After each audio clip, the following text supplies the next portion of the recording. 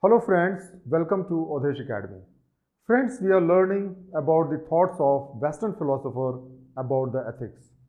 Today we are going to learn about the thoughts which has become very popular in modern time, and that is about the philosophy of utilitarian. Utilitarian philosophy basically is a practical philosophy. It does not talk about any theories. It talks about the results. It says that ultimately it depends upon what is the result of our action. If the result is bad, then our actions are bad. And if the result is good, then our actions are good. So this is the philosophy which we are going to learn today. Now the three main philosophers of utilitarian are Jeremy Bentham, John Stuart Mill, and Henry Sidgwick. Now what is the basic philosophy of utilitarian? Let us try to understand. Utilitarian philosophy says that we are governed by two masters. One is pleasure, other is pain. Now, we always seek pleasure or happiness, and we always want to avoid pain or suffering. So the actions are good actions, or they are approved as an ethical actions when they promote happiness or joy or pleasure. In the same way, the actions are wrong and they are disapproved as far as ethics is concerned if the action results into pain or sufferings or unhappiness. Now, what is the philosophy of utilitarian? How do we measure about the ethical value of an action? It says that the moral worth of an action is solely determined by its contribution to the overall utility of maximizing happiness or pleasure as summed among all people. What does it mean? That if I take an action, it is going to make some people happy, some people unhappy. Some people more happy, some people less happy. In the same way, the pain and sufferings will also be of varying degree. Now imagine that we can measure that. Then if we add all the happiness and we find that ultimately the overall happiness of the society or the people who are affected by our actions goes up, then our action is ethical. And the more the happiness increases, the higher is the level of our ethical action. So what does it mean? It says that we should maximize the happiness of maximum number of people, because that is the best way of maximizing the happiness in this world. It does not differentiate between the good people, bad people. It does not say whether you should make only that people happy or those people happy who deserve happiness. It does not differentiate. It says that everybody has a reason to be happy.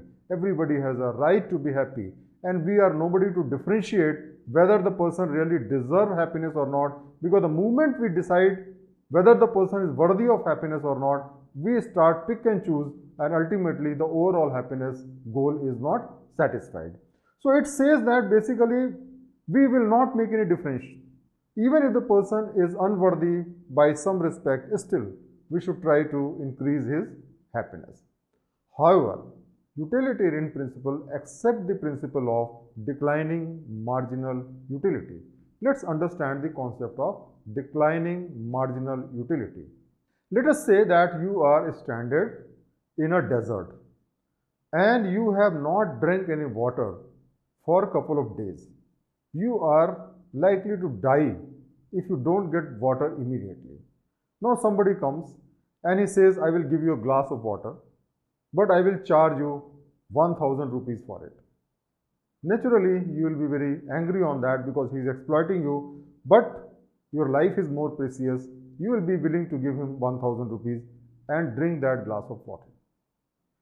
But for the next glass of water, if he asks 1000 rupees again, you are not going to give, because that value of the water has gone down once you have sufficient water to sustain for a couple of more hours. Maybe you can pay him 100 rupees. So he gets 100 rupees, give you second glass of water. Now you drink that also. For third glass, you will not be willing to pay even 100 rupees. Maybe you can still pay 10 rupees because you are still not totally satisfied.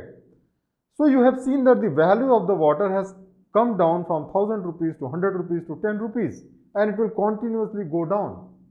And my friend, a stage will come when that person will give you 1000 rupees and still you will not be able to drink the glass of water because your stomach is so much full. So the marginal utility of a particular product declines. The first 1 lakh rupees of your income, the level of happiness you get is much more than the next 1 lakh rupees which you are going to get. And suppose you are getting 1 crore rupees of salary, then maybe that 1 lakh rupees of additional amount is not going to make any difference at all. So the declining marginal utility of any product is a fact, and that is accepted by the philosophers of utilitarians. That is why they say that if somebody is having a huge amount of money, a large amount of money, his happiness is not going up. So from 1 crore rupees, if you add 1 lakh rupees, it's not going to make a difference to his life. But that 1 lakh rupees, if you take from him and give to the poor person, then his loss of happiness will be much lesser than the gain of happiness which this poor person is going to get. And that is why they believed in the egalitarian justice and believed in the principle that you should tax the people who are on the higher bracket, take the money from the people who are having too much of money or they are very rich, and give it to the people who are poor and desperate so that their happiness arises. So this gives a moral justification of taxation and also taking the money from the higher level of people. However, you have to ensure that the money is taken in a legal manner, because if the person has lawfully and with a lot of hard work, he has earned that money, he will not be willing to share that money with the poor person who is able to get the money without doing any work. And therefore, you should understand that there has to be a balance you have to make between taking the money from the rich people and reducing his happiness and actually giving happiness to the poor people. Now, utilitarian principle is different from two very important principles which look similar but actually are different. One is egoism, other is altruism. Let's understand that. Egoism and attitude, where you give a privileged position to yourself. That means you only bother about yourself. You want to maximize your happiness even if it makes the whole world unhappy. Now, this is the meaning of egoism. But when you promote egoism, the overall happiness of the society goes down, because you are making so many people unhappy only to increase your happiness. So utilitarian is not an egoistic principle because it gives equal value to all the people, whether it is you or somebody else. The second important principle with which this utilitarian principle is often confused is called altruism. Now, altruism means that you are keeping the interest of other people higher than your interest. That means you are doing a sacrifice for other people because other people's interest is much more than your interest. This type of principle is widely made popular by Christianity and also some modern philosophers who has actually talk about sacrifice, value of sacrifice and value of humanity. So utilitarian basically is not even an altruistic principle because it does not give more value to the other people's happiness, but it gives same value to your happiness as well as other people's happiness. So utilitarian in essence means the happiness is same for everybody. The satisfaction level of persons are same for everybody, and you must see that you maximize the happiness of as many people as you can. Now, logic is, why should we make other people happy? Why it is important? For that, the utilitarian philosopher says that man is not totally selfish. Man wants to help other people because in a society, when we make other people happy, then we also become more happy. So even for selfish interest, you must have seen that we care for our friends, we care for our children, we care for our parents, because when we make them happy, we make ourselves happy. So there is a way when we can increase the overall happiness by not sacrificing our own happiness. So the utilitarian philosophers believe that it is very much a human nature to make others happy, and therefore it does not contradict the human nature at all. And this principle has been widely made popular by Jesus Christ, who says that to love your neighbor as yourself is the perfection of the human being, and that is basically also the perfection of the utilitarian principle. So what are the important tenets or the principles of utilitarian? The first is the consequentialism.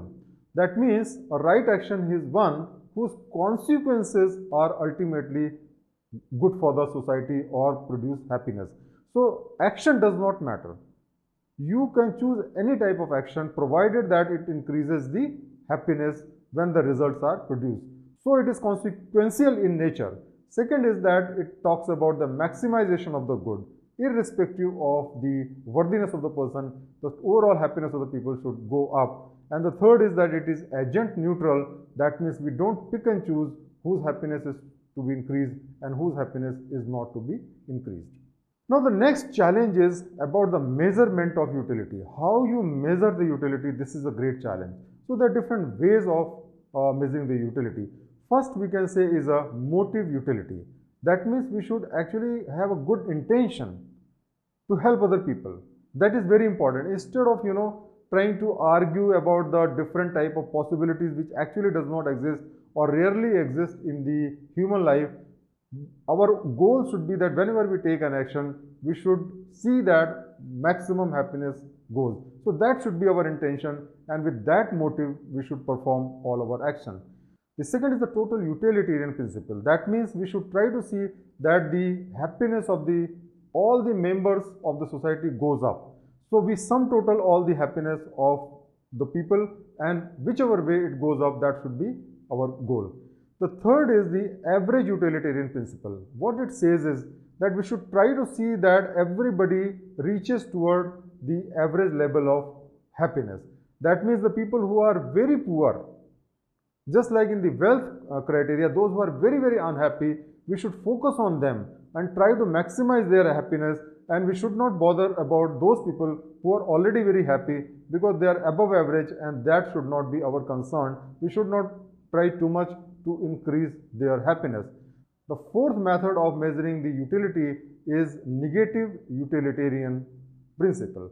What does it mean is that we should try to see that the pain is minimized. Instead of maximizing the happiness, if we focus on the negative side and try to see that the pain of the people is minimized, then that will automatically maximize the happiness. But sometimes it is argued that if you want to really minimize the pain, and if you eliminate all the people who are on the bottom of the unhappiness, means who are having below average happiness, then naturally if they are killed, if they are no more, then the average level goes up. So it can be argued that this is a fallacy of this particular argument. Then the fifth important thing is, which is called sentimental utilitarian principle. It talks about the utilitarian value of not only the human beings but all species who are in this earth, whether they are animal, birds, or human beings. So we should try to see that the happiness of all living beings who are having sentiments, that is increased. Now let us try to use this principle and solve a particular case study. Now here is the case study. There are two eminent men. One person is a Nobel laureate of physics who is critically ill and he is needing kidney transplantation. The other person is a Nobel laureate of medicine. He is also critically ill and he is needing heart transplantation. And imagine that the surgeon has immunity of law and he cannot be hanged or he cannot be punished. Now, there is a person who is basically a drunken tramp, means he is a drunkard fellow. So if we take the kidney and the heart of that drunken fellow and plant it to the Nobel laureates, now logically speaking, if we kill that drunken tramp, it should increase the happiness of the society in two ways. Number one, this fellow is already a nuisance. He must be a pain for his family, for himself, and for the neighborhood. So if he is eliminated, naturally those people will feel happy because they will be less unhappy now. The second is that his kidney and heart will be used for the Nobel laureates who will be able to do a lot of new innovations, and that will increase the overall happiness of the world. So the question is, should we kill that Trump and give his heart and kidney to the Nobel laureate? Now, this is what is the dilemma. So in order to ensure that our actions are ethical, the utilitarian philosophers divide our action into two parts. One is called the act utilitarian, other is called the rule utilitarian. Act utilitarian means that our action should be able to create the greatest happiness in the society. So in this particular case, we have seen that it is true that if the heart and the kidney is taken, it will increase the happiness of the society. The second is called the rule utilitarian. Now, rule utilitarian means whether that generalized principle produces more happiness than otherwise if it has to be constantly followed. That means if that principle is followed on every single case, whether it is going to increase the happiness or not. So, the rule utilitarian principle actually is violated if you start taking the heart and kidney of a drunken fellow and plant it to the people who are more worthy. As we have already said that it does not differentiate about the worthiness of a happiness, and therefore this violates the rule utilitarian, and therefore this cannot be followed. So the right action is one which follows both the principle. That means act utilitarian is followed and also the rule utilitarian is followed. In this case, the surgeon cannot kill that drunken fellow because it will violate the rule utilitarian.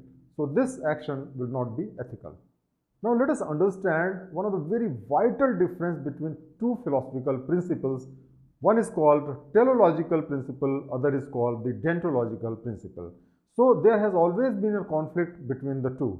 The word deontology comes from the words deon means duty and logos means reason, which basically means is that an action is moral if one obeys the moral laws unconditionally. So this has been followed by Kant. That means if truth is to be spoken and if truth is right, then every condition you should speak truth, whether it is going to lead to harmful consequences, unhappiness or anything. This is called the deontology principle. The other is called the teleology principle. Telos we know means and, just like in telescope we use this word, and logos means the reason. That means the teleology principle says that an action is an ethical action when ultimately the end result is good. So it is basically a consequential result of the action which matters, and this principle is followed by Plato and also all the utilitarian philosophers. And there has always been a conflict whether it is right to focus on the end or it is also important to focus on the means. So you should understand that this dilemma is basically a subjective thing. Sometimes a teleological principle may be better and sometimes the deontological principle may be better. For example, it may not be right that you should always speak the truth when that truth is going to kill so many people. So you cannot say that deontology is the right principle should be adopted in all situations, or that teleology is the right principle which should be adopted in all situations. Now, as a civil servant, there has always been a conflict between the civil servants and the politicians because of the reasons that the politicians are more concerned about the maximization of the happiness for the society, whether they are deserving or they are not deserving. And therefore, what happens that they follow more the utilitarian principle. As far as the civil servants are concerned, they follow the principles of deontology. That means basically they do their duty according to the law. And therefore, there has been a conflict between the politicians and civil servants, just as there has been conflict between the end and the means. And ultimately, we should try to see as a civil servant that as far as possible, we take an action which is in accordance with the law and also which is maximizing the happiness of the society. The civil servants will not be able to know at the time of taking action whether it is going to lead to the maximization of the happiness or not. For example, if you are demolishing a jhuggi jhopdi because it has been illegally constructed, there is a possibility that some people may die and some people may lose their life because of the loss of shelter, and therefore your action may actually lead to more unhappiness in the society. Suppose you arrest a person for doing some small theft and put him behind the bar, there is a possibility that his family suffers because of that and they may even die. Now you cannot be held responsible for their death because you are doing the right action. So in the civil services and in all the government services all over the world, your bona fide actions are protected according to the law. So if you are taking a reasonable precaution and care, then even if the action does not lead to the right consequence, you are protected from the action.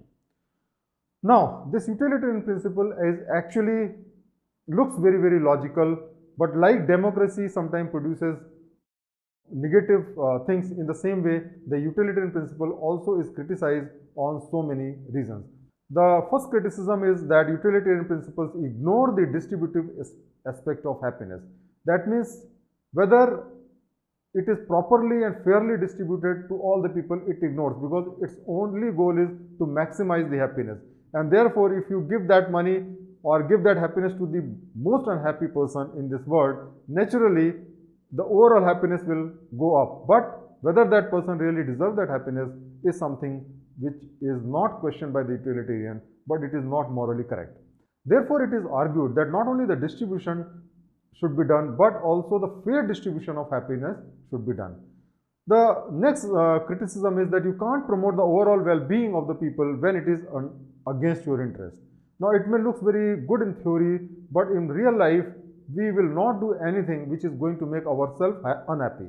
And therefore, it says that it is humanly impossible for the people to engage into this act where you maximize other people's happiness at the cost of your own happiness. The next criticism is that all the pleasures are of different nature. Just because somebody is going for a physical pleasure, let us say, somebody go for mental pleasure, somebody go for a spiritual pleasure. Now you cannot equate all the pleasure, because the physical pleasure is of the lowest degree, and that is why John Stuart Mill has said that the physical pleasures is worthy only to the swine. That basically means that only swine can enjoy the lowest level of pleasure, that is the pleasure of senses. And therefore, we should not give equal importance to all type of happiness.